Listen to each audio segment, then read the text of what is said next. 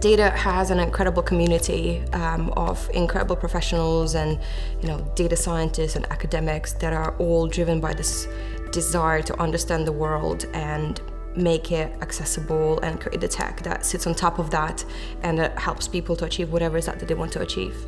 Yeah, so I was born in a small town of 100,000 people, I think it is now. I think it was smaller back then.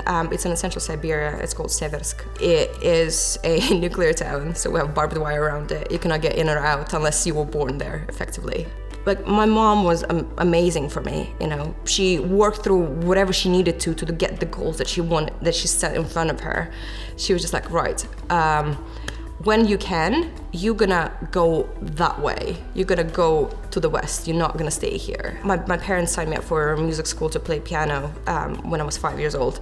At 5, you don't really get how much effort you have to put in this. Basically, my mom just explained to me, like, look, that it will pay off. And then the ultimate payoff was when I was 15, 16 years old and I went through this rigorous process of being selected for exchange program to go to the United States for a year.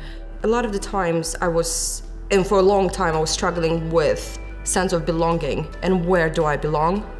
Especially I think when you're like young adult or a child, you feel like you need to adjust what you say, what you think, what you dress like to fit in with the people who are around you. And it's very easy to get lost in this constant molding of yourself for the sake of the opinions of others.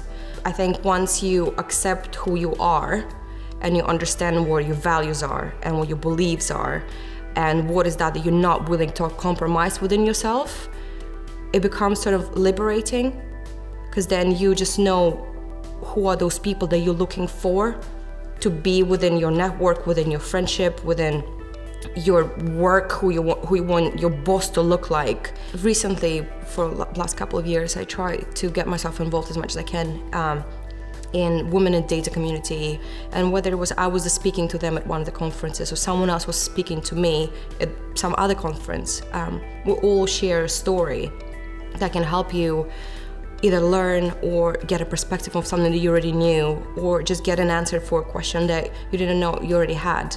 And I remember clearly, basically up until 5 minutes before I was about to come out on stage and speak in front of Women Data Science Conference, I was like, what am I gonna do?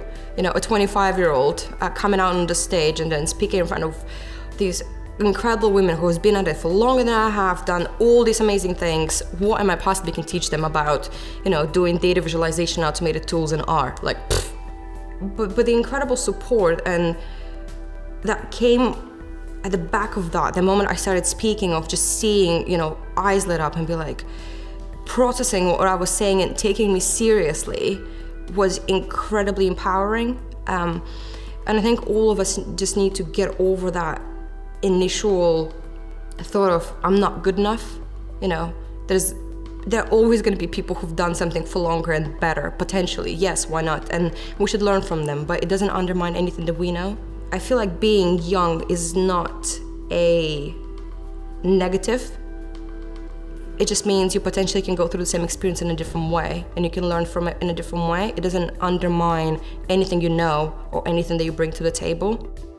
So I chosen the pair of muddy hiking boots as my significant object because I feel like it summarizes my journey and to extend me.